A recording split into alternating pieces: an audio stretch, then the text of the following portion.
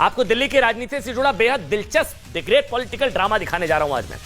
दिल्ली के मुख्यमंत्री अरविंद केजरीवाल आज दिल्ली के उपराज्यपाल वीके सक्सेना आईपी यूनिवर्सिटी के नए कैंपस के उद्घाटन के लिए पहुंचे थे। इस मौके पर राजनीति के ऐसे ऐसे सीन क्रिएट हुए या क्रिएट किए गए जिन्हें देखकर आप भी हैरान रह जाएंगे। ये सारा विवाद आज इंद्रप्रस्थ यूनिवर्सिटी के कैंपस के उद्घाटन और उसके क्रेडिट लेने की लड़ाई को लेकर हुआ। बीजेपी और आम आदमी पार्टी दोनों ही दावा कर रही है कि आईपी यूनिवर्सिटी के निर्माण का क्रेडिट वो एक दूसरे लेने की कोशिश बीजेपी कर रही है, आप ले रही है, आप कह रही, बीजेपी ले रही है, और इसी को लेकर विवाद हो गया। सबसे पहले आपको इस विवाद का सीन नंबर 1 दिखाते हैं। एक एक करके सीन देखिए क्या हुआ तस्वीरों के साथ। मुख्यमंत्री अरविंद केजरीवाल जब आईपी यूनिवर्सिटी के पूर्वी कैंपस के उद्घाटन के मौके पर भाषण दे रहे थे, तब कई ऐसे मौके आए जब वो या तो चुप हो गए या नाराज हो गए, क्योंकि उनके भाषण के वक्त सामने मौजूद लोग मोदी मोदी के नारे लगाने लगे। इसकी वजह से केजरीवाल को अपना भाषण बीच में रोकना पड़ा। इसके अलावा अरविंद केजरीवाल के संबोधन के वक्त झूठ झूठ के भी नारे लगे। एक बार वो वीडियो दिखा दीजिए पहले। दिल्ली के सरकारी स्कूल बहुत अच्छे कर दिए, नतीजे भी 97। कोई बात नहीं, बाद में बोल देना।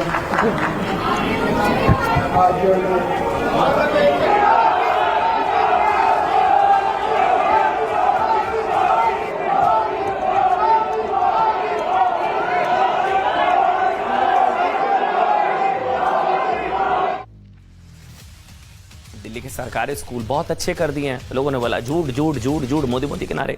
चलिए इस विवाद का सीन नंबर 2 आपको दिखाते हैं। आज से तस्वीरें दिखाएंगे।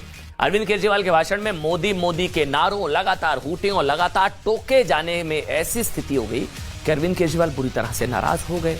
उन्हें मंच पर मौजूद एक ऑर्गेनाइजर से यह तक कहना पड़ा कि अगर उन्हें सुनना नहीं है तो फिर बुलाए क्यों है। दिखाइए वो हिस्सा। मुझे बुलाए क्यों? अगर मुझे कंक्लूड ही करना सुनना ही नहीं है तो मुझे बुलाए किस लिए? आप तो चुप करा सकते हैं, आप भी सुनेंगे, इधर वाले तो सुनेंगे। मोदी मोदी के नारे लगे, झूठ झूठ के नारे लगे, अरविंद केजरीवाल नाराज हुए। अब आपको दिल्ली की राजनीतिक लड़ाई का सीन नंबर 3 दिखाते हैं। यह हैरान कर देने वाला सीन आपने आज से पहले शायद नहीं देखा होगा भाई, क्योंकि आज दिल्ली के उपराज्यपाल वीके सक्सेना और मुख्यमंत्री अरविंद केजरीवाल एक साथ कैंपस का उद्घाटन करते हुए दिखाई दिए। लेकिन एक साथ होने के बाद भी पिक्चर में दोनों के बीच कुछ खटास साफ दिख रही थी। वो तस्वीरें अगर हम दिखाएं। हालांकि आम आदमी पार्टी का यह दावा है कि यह उद्घाटन अरविंद केजरीवाल जी को करना था। दिल्ली की शिक्षा मंत्री आतिशी ने यह बताने के लिए एक दिन पहले प्रेस कॉन्फ्रेंस तक कर दी थी। लेकिन ये वो तस्वीरों पर नजर रखिएगा, देखिए हाथों की मूवमेंट देखिए और इन तस्वीरों पर नजर रखिएगा। जबकि उपराज्यपाल ऑफिस का दावा था कि यह उद्घाटन तो भाई उपराज्यपाल जी करेंगे। क्रेडिट की लड़ाई थी कि उद्घाटन कौन करेगा। अभी सेंट्रल विस्टा के उद्घाटन को लेकर बड़ा बवाल चल रहा था ना वहां पर। अब ये यहां पर बवाल चल रहा है कि उद्घाटन कौन करेगा। उद्घाटन यहां उपराज्यपाल जी या सीएम। यही वजह थी कि कैंपस के उद्घाटन के मौके पर उपराज्यपाल और अरविंद केजरीवाल के बीच ये नौबत आ गई।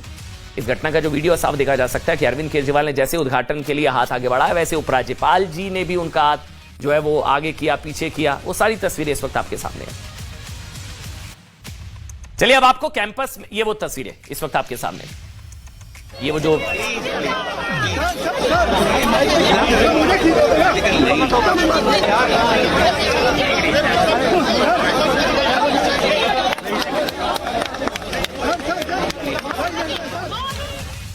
अब आपको कैंपस में दिल्ली की राजनीतिक लड़ाई का सीन नंबर 4 दिखाते हैं। दिल्ली सरकार और दिल्ली के उपराज्यपाल के बीच कैंपस को लेकर खुलेआम क्रेडिट वॉर हुआ। आम आदमी पार्टी ने दावा किया कि आईपी यूनिवर्सिटी का कैंपस उनकी सरकार ने बनाया है। इसे लेकर अरविंद केजरीवाल जी ने एक ट्वीट भी किया जिसमें उन्होंने दावा किया कि आम आदमी पार्टी की सरकार अच्छी शिक्षा देने में कोई कमी नहीं होने देगी। इसके जवाब में उपराज्यपाल वीके सक्सेना ने मंच पर ही बता दिया कि जिस कैंपस को बनाने का क्रेडिट आम आदमी पार्टी लेने की कोशिश कर रही है, मंच से हो गया है सब, उसकी आधारशिला तो 2014 में तत्कालीन मानव संसाधन मंत्री स्मृति ईरानी ने रखी थी। दिखाइए आप। मैं तो एलजी साहब से ये पूछना चाहूंगी कि आपको आए हुए 8-10 महीने हुए हैं, जो अरविंद केजरीवाल जी की सरकार 8 साल से काम कर रही है, आप कूद कूद के सामने आकर फोटो खिंचाने की होड़ में क्यों लगे रहते हैं? एलजी साहब विनय सक्सेना जी ये दिखाना चाहते हैं कि ये यूनिवर्सिटी उन्होंने बनवाई। वो ये दिखाना चाहते हैं कि ये यूनिवर्सिटी भारतीय जनता पार्टी ने बनाई। 2013 में इस कैंपस को बनाने की कल्पना की गई थी और उसके बाद 14 दिसंबर 2014 में तत्कालीन मानव संसाधन मंत्री श्रीमती स्मृति ईरानी ने इसकी आधारशिला रखी। अच्छा, एलजी ने भी बताया कि आम आदमी पार्टी जिस कैंपस को बनवाने का क्रेडिट ले रही है, उसे बनवाने का मूल खर्च आया 378 करोड़। उसमें से 346 करोड़ रुपए खुद गुरु गोबिंद सिंह इंद्रप्रस्थ यूनिवर्सिटी की ओर से लगाए गए। यह आज एलजी की तरफ से बताया गया। दिल्ली के पूर्व मुख्यमंत्री मदन लाल खुराना के बेटे और दिल्ली के बीजेपी नेता हरीश खुराना ने भी दावा किया कि आईपी यूनिवर्सिटी के ईस्ट दिल्ली कैंपस को बनाने के लिए 300 करोड़ से ज्यादा लगे, जबकि अरविंद केजरीवाल जी ने इसके लिए सिर्फ 41 करोड़ रुपए दिए। कुल मिलाकर लड़ाई थी, लेकिन एक चीज जो नजर आई कि सेंट्रल विस्टा विवाद में राष्ट्रपति के अपमान की कई लोगों को चिंता थी, लेकिन आज एलजी के लिए जिन शब्दों का इस्तेमाल किया गया कि कूद कूद कर फोटो खिंचा रहे हैं, ये आम आदमी पार्टी की जो शिक्षा मंत्री जी हैं आतिशी जी की तरफ से जिन शब्दों का इस्तेमाल किया गया, वो जरूर सवाल, क्योंकि जो दर्जा राष्ट्रपति का देश में होता है, राज्यों में राज्यपाल और दिल्ली केंद्र शासित प्रदेश उपराज्यपाल का होता है। इन तस्वीरों के साथ एक और आज की बड़ी खबर, आफताब स्टाइल में टुकड़े टुकड़े। ये रिपोर्ट अब आपको दिखाते हैं, देखिए ध्यान से।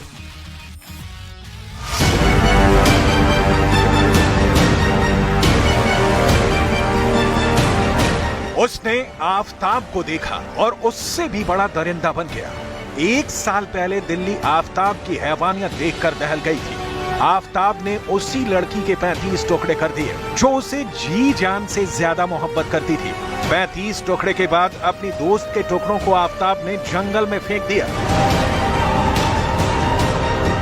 1 साल बाद ठीक ऐसा ही हुआ महानगर मुंबई में।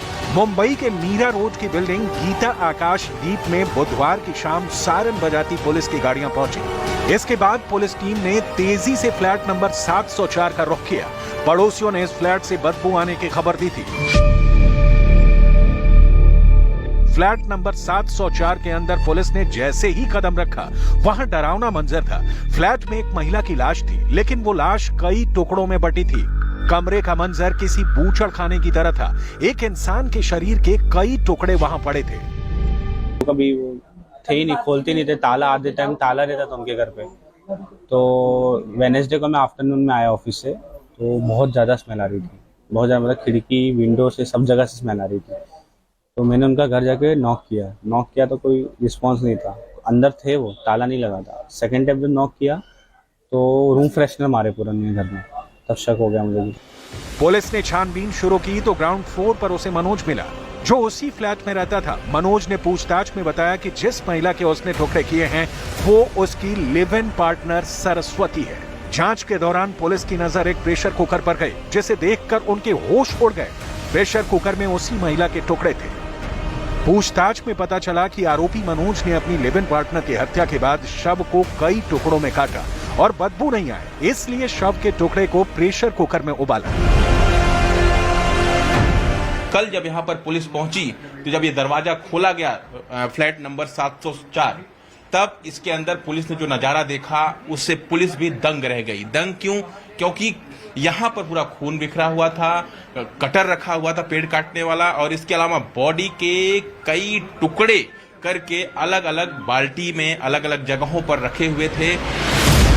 मनोज ने बाजार से पेड़ काटने वाली आरी खरीदी थी और उसी से अपनी पार्टनर के टुकड़े कर दिए। पुलिस पूछताछ में मनोज ने बताया कि उसने महिला के सिर के भी टुकड़े कर उन्हें उबाल दिया था।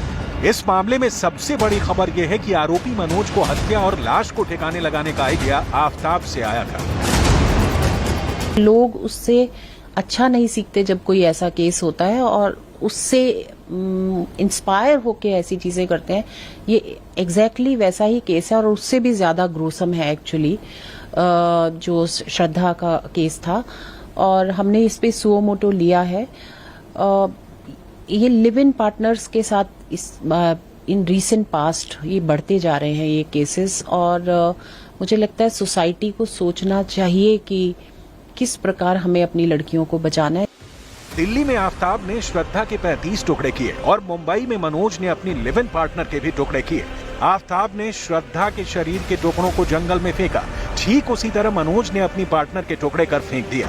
टुकड़े करने के लिए आफताब ने आरी खरीदी, मनोज ने भी शव के टुकड़े करने के लिए पेड़ काटने वाली आरी खरीदी। आफताब ने बदबू से बचने के लिए शव को फ्रिज में रखा। मनोज ने शव के टुकड़ों को प्रेशर कुकर में उबाल दिया था।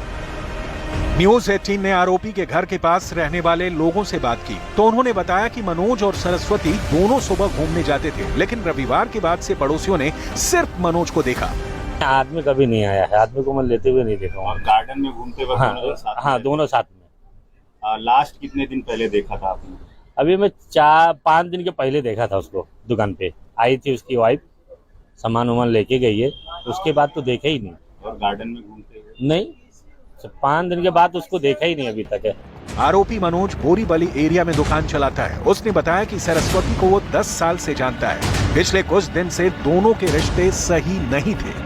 खतरनाक वाकया, शॉकिंग हादसा जो है ये सामने आया है मुंबई के मीरा रोड की गगनदीप सोसाइटी के 7th फ्लोर पर। ये 704 नंबर फ्लैट है और इसी फ्लैट में मनोज साने और सरस्वती वैद ये दोनों लिविंग में